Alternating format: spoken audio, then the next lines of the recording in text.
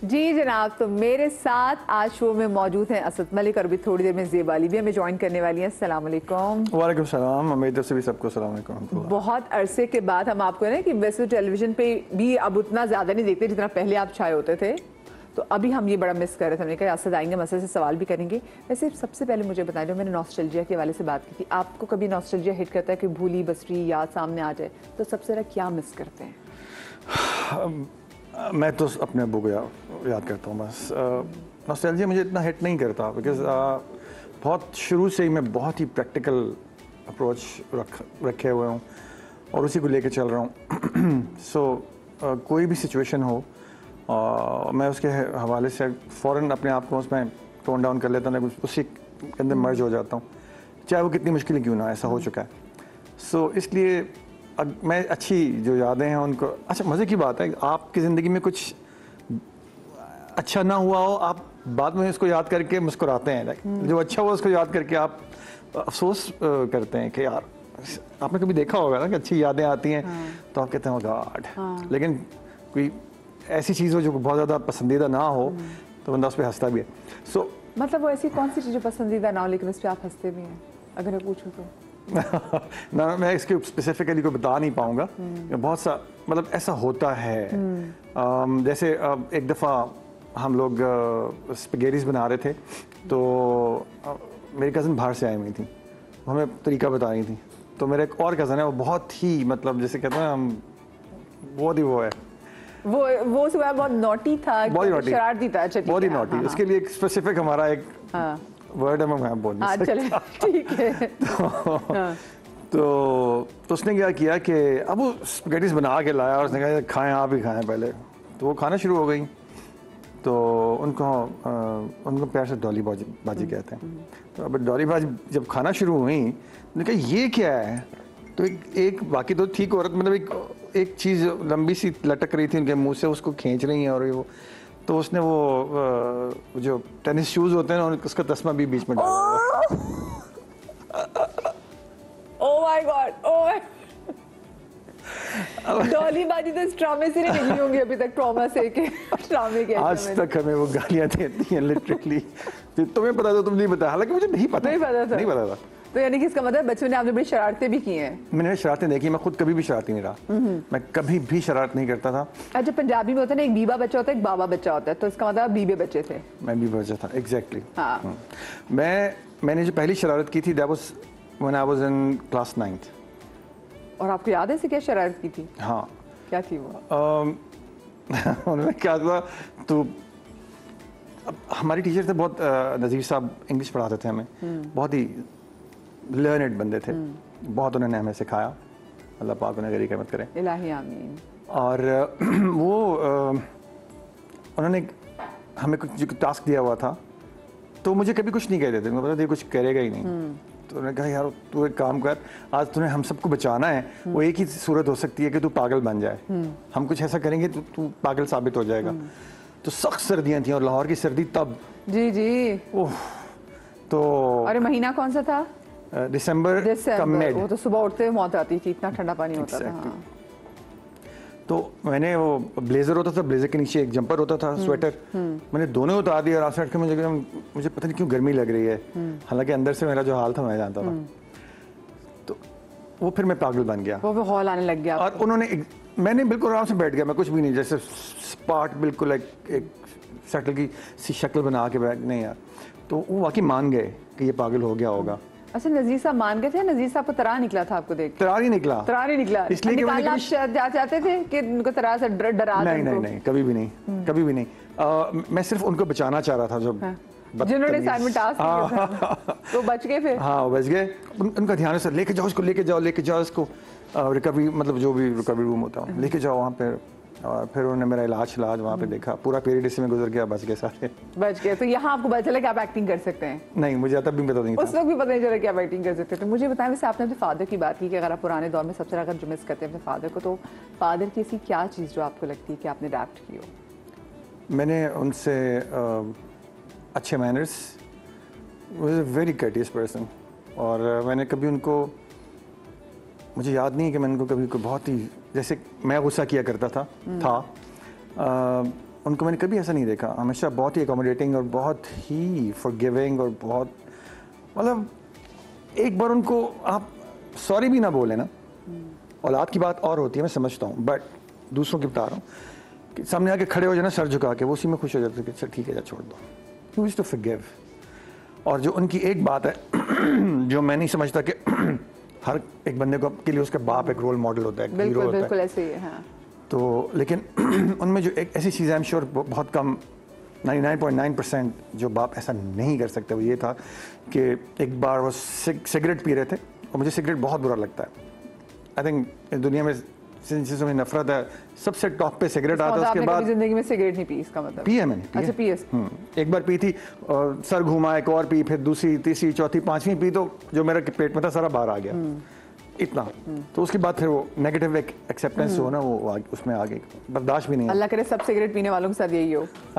आमीन। अच्छा, मैं सामने देख रही हूँ ज़ेबा अली भी मौजूद है। मैं चाहती हूँ कि ज़ेबा अली हमारी इतनी क्यूट सी कॉन्वर्सेशन आपके फादर के बारे में उसको ज्वाइन कर ले। अस्सलाम वालेकुम। कैसी हैं आप? ठीक ठाक हैं? बिल्कुल ठीक ठाक। Good to see you after so long. बिल्कुल जी, congratulations to your show. Thank you hello, जी। अस्सलाम वालेकुम। आ जाइए प्लीज जी, हम जरा नॉस्टैल्जिया के वाले से बात करें, फिर आपने अपने वालिद साहब को। अच्छा मुझे बताएं, आपने जो आपके अंदर ये नेचर में चेंज, तब्दीली आई, वो वालिद साहब की हयात में ही आई थी या फिर उनके जाने के बाद? जैसे आपने कहा ना आपको गुस्सा बहुत आता था। जी जी, वो उसके लिए एक और रीज़न थी। पहले मैं ये बात कंप्लीट कर लूँ, वेरी इंटरेस्टिंग है कि ये बड़ी एक मशल राह है बहुत से बाप जो होते हैं उनके लिए।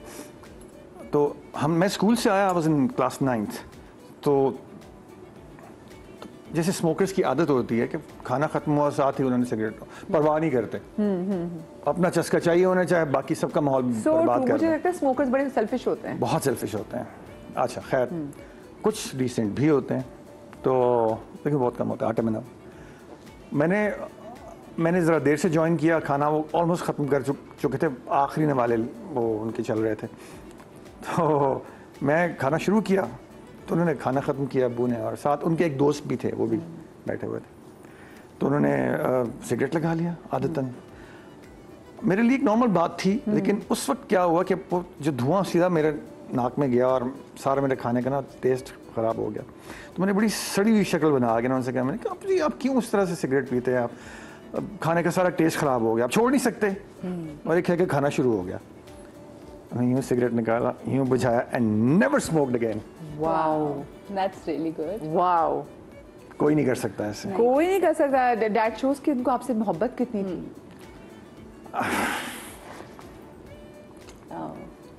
मोहब्बत का कोई पैमाना नहीं है उनकी। हाँ, ये वाकई बात है। हम वैसे स्ट्रिक्ट थे आपके साथ? वो बिल्कुल भी नहीं, बिल्कुल नहीं, बिल्कुल भी नहीं।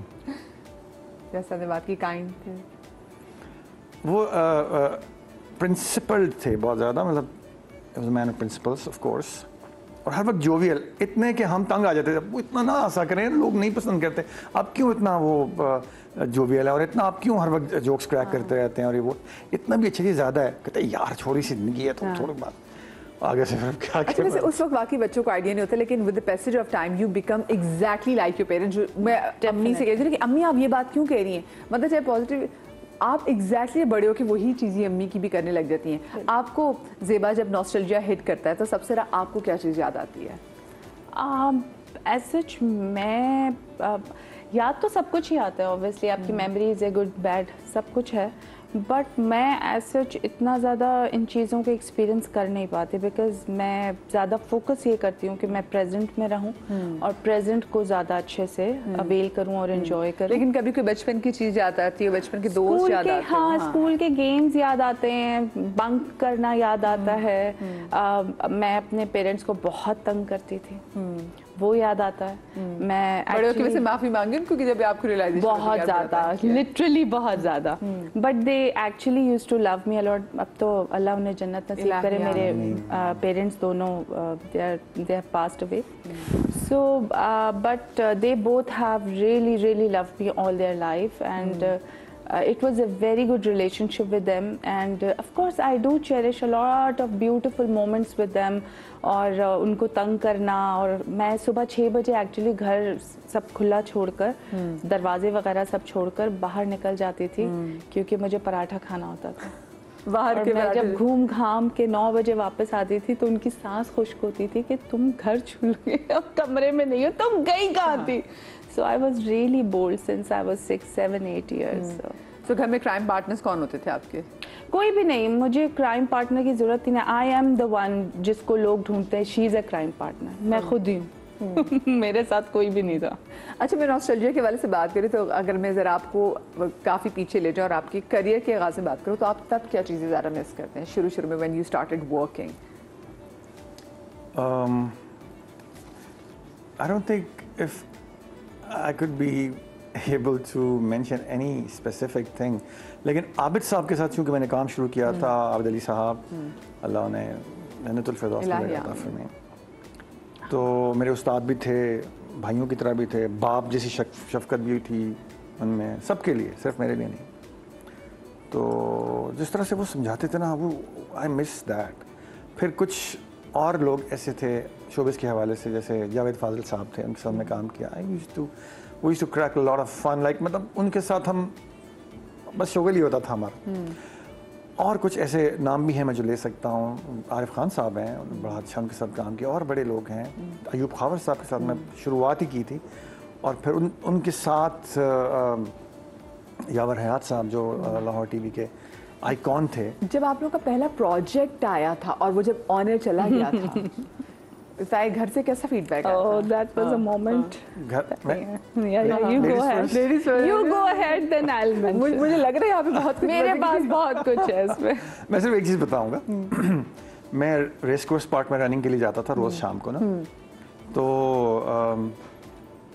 मेरे कॉलेज के साथ था, किनीट के साथ था। अच्छा हाँ, तो वो जिस दिन मेरा दश्त ऑन एयर हुआ, और दश्त में मेरी दाढ़ी भी थी और मेरे मुच्छड़ भी थे बड़े बड़े, ठीक है, तो वो मैंने जब शूट ख़त्म हुई तो मैंने उसको रिमूव कर दिया, शेव कर लिया, और मैं रोज़ रनिंग के लिए जाता था। खैर ये तब गालिबन फ्राइडे को कोई बड़ा प्रोजेक्ट लगा करता था। 17th एपिसोड से मेरी एंट्री थी उसके अंदर, और हार्डली 1.5 मिनट की थी, 1 मिनट और कुछ सेकंड की थी, but that left such an impact on the viewers. I could never even imagine कि ऐसा पॉसिबल भी है कि मैं रनिंग करके उस दिन मैं आया, जिससे एक रात पहले सैटरडे की इवनिंग को मैं जब गया, तो इंजीनियरिंग यूनिवर्सिटी उसकी बसेस जाती थी मुख्तलिफ स्पेसेस पे ना, पॉइंट्स, एक रेस कोर्स जाती थी, एक लिबर्टी मार्केट जाती थी, एक अनारकली जाती थी, जिसको जहाँ जाना है वो फिर वहाँ चले अपने काम कर ले या कुछ चीज़ें खरीद ले, जो भी जिन्होंने सिर्फ आउटिंग करनी होती थी वो रेस कोर्स आ जाते। यू वुडंट बिलीव, मैं अपना सारा 3-4 मील जितने भी थे वो करके, तो मैं ज़रा थोड़ा ढीला ढीला से चल रहा था। मैं सोचा था मैं बजाय इधर से जाने के क्या करूँ, मतलब मैं जल्दी से पहुँच जाऊँ गाड़ी, because I was like bit tired and I wanted to have something. So पीछे से मुझे आवाज़ आई, मेरा ध्यान ही नहीं था इर्द गिर्द में क्या था क्या नहीं, मैं अपने उसमें जा रहा था मस्ती में। तो असद, तो मैंने मुड़ के देखा तो 60-65 बॉयज़ बैठे हुए, और इधर देखा तो कोई और था ही नहीं, और नाम भी मेरा था। तो एक्सक्यूज मी, तो मैंने मुड़ के देखा तो असद, एक लड़के ने कहा, तो मैंने फ़ौरन सोचा, मैंने कहा यार ताज़ा ताज़ा मेरा किससे पंगा हुआ है, ये तो सारे एक भी पड़ेगी तो 60 तो बनती है। तो फिर मैंने कहा अब जो आएगा देखा जाएगा। मैंने कहा हाँ, तो कहता है मुझे समझ नहीं ये क्या है कुछ, मैंने इस तरह करके मैं चला गया। मुझे ख्याल है मैंने कल मेरा एपिसोड था। वैसे लड़कियां होती है 60 तो उनको बहुत खुश होते हैं। बहुत। आप बताएं जब आपका पहला प्रोजेक्ट ऑन एयर किया था? मेरा पहला प्रोजेक्ट तो नहीं, मैंने स्टार्ट कमर्शियल से किया था, और ऑलमोस्ट 1-2 साल मैंने सिर्फ कमर्शियल्स किए थे। सो बचपन से जो मेरे करतूत थे मेरी फैमिली में, सबको पता था कि इसने she will land here, there is no other future for her. और जब ये हुआ तो इनिशियली मैंने अपने फादर को नहीं बताया था, because he was very strict. And मेरी फैमिली में भी everyone is like not very conservative, but they can never think of it. वो पढ़ लेंगे, जॉब्स होंगी, सब होगा, but showbiz is too you know bold for them. So जब वो ऑन एयर गया तो मैं घर के टीवी की तारे काट रही थी कि कोई देखे ही नहीं कमर्शियल। Don't tell me. और वो तो बिलबोर्ड्स भी लग जाते थे, तो बिलबोर्ड्स तो तीसरे चौथे कमर्शियल पे लगे थे। पहला एक्चुअली इतना ज़्यादा हाईलाइटेड नहीं था, लेकिन जो सेकंड था फेयर एंड लवली का, वो बस बिल्कुल ओपन था। It was just there. तो everyone was saying and my father was really upset. He said you are very stubborn, you didn't even bother to ask me. मैंने कहा I want to do this. कहते हैं हाँ तो मुझे पता ही है, तुम तो कर चुकी हो, अब मजीद क्या है। हाँ। तो मैंने कहा नहीं तो मैं तो करूँगी है। तो कहते हैं ठीक है। हाँ। फिर वी जस्ट हैड कॉन्फ्लिक्ट्स थोड़ा बहुत, लेकिन मैं 2-3 साल काम करने के बाद फिर मैंने एयरलाइंस ज्वाइन कर ली थी। He was so happy. अच्छा ये मैं जरा पूछूंगी, मैं ये कंटिन्यू करूंगी, लेकिन छोटी सी ब्रेक है, ब्रेक के बाद मिलते हैं।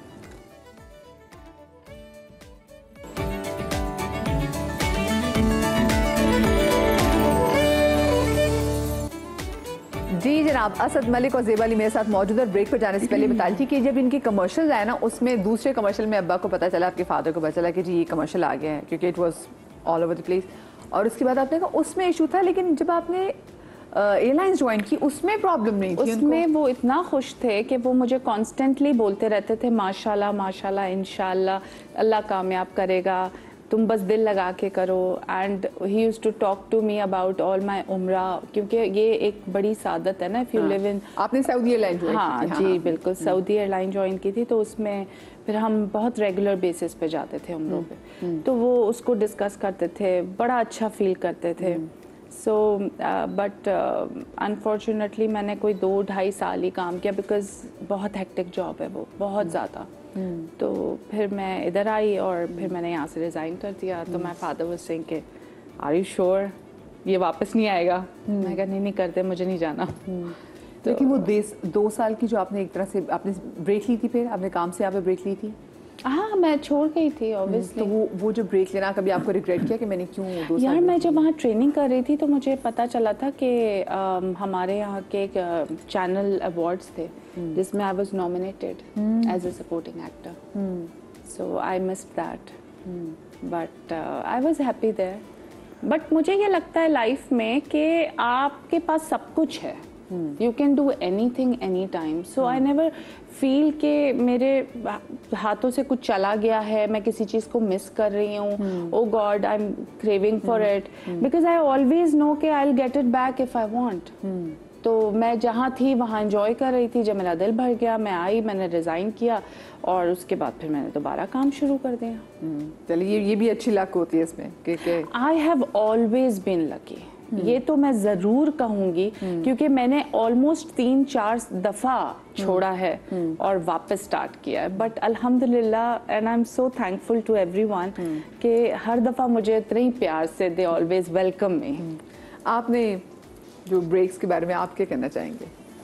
मैं तो भी स्टडी के लिए ब्रेक ली हुई थी और मैंने वाज थ्रू 4-5 साल उसमें लगे, तो मैं वापस आ गया। फिर लकीली कुछ दोस्त ज़ाहिर है ताल्लुक़ कैसा होता है आपके साथ, वो बार बार कहते थे यार। और फिर सोशल मीडिया के ऊपर भी इतने लोग कहते थे एक्सक्यूज़ मी कि आप क्यों नहीं आ रहे, आप क्यों नहीं आ रहे। बहुत मैंने 3-4 साल ये सवाल बहुत देखा लोगों की तरफ से। लेकिन मिस किया आप लोग आपने? क्योंकि पता है ना कि अब हमारे ये भी होता है कि आप एकदम अगर थोड़ा सा स्क्रीन पे काम कम करें और एकदम गायब हो जाए, पीछे चले जाए, तो फिर ऑफ कोर्स अब इतने लोग आगे आ गए हैं तो जगह पुराने लग जाती है। देखिए you can not fish the whole sea, आप सारा समंदर मछलियाँ आप नहीं पकड़ सकते। पहली बात तो ये। दूसरी बात ये है कि ये मेरी अपनी चॉइस थी and I always own my decisions, गलत भी हो जाए तो। लेकिन ये आपको लगता है सही फैसला था, गलत फैसला ठीक था? ठीक था फैसला, क्योंकि जो मुझे हासिल हुआ है ना, because true I was pursuing my PhD programme. तो जब मुंह से पीएचडी कहना आसान है, बट डॉक्टर ऑफ फिलॉसफी बनना लग पता टेक्स बहुत 7 साल लगे। खैर वो हो नहीं पा रहा था, तो मुझे दूसरे साल में पता चल गया नहीं होगा ऐसे। So I had to quit, I had to abandon everything, इधर फिर छोड़कर फिर मैं वहाँ पे चला गया। और आपने पीएचडी किस चीज़ में की? Islamic research programme. Islamic research programme में। तो I am just waiting for my defence now, इंशाल्लाह होपफुली इन 2 मंथ्स। फिर जल्दी हम आपको भी डॉक्टर असद मलिक बुला सकेंगे। नेवर नहीं, क्यों? डॉक्टर जो आपको डॉक्ट्रिन देता है, डॉक्ट्रिन मेरी अपनी तो कुछ है नहीं, मैंने जो एक्वायर किया इधर से उधर से उसी को मैंने अपनी you've been so humble. अपना व्यू पॉइंट बना के थीसिस की सूरत में दे दिया. I could never be a doctor. Doctor is only Allah subhanahu wa ta'ala. वो तो खैर वो तो बेश, of course, he is the only one, he's the Yeah. only divine.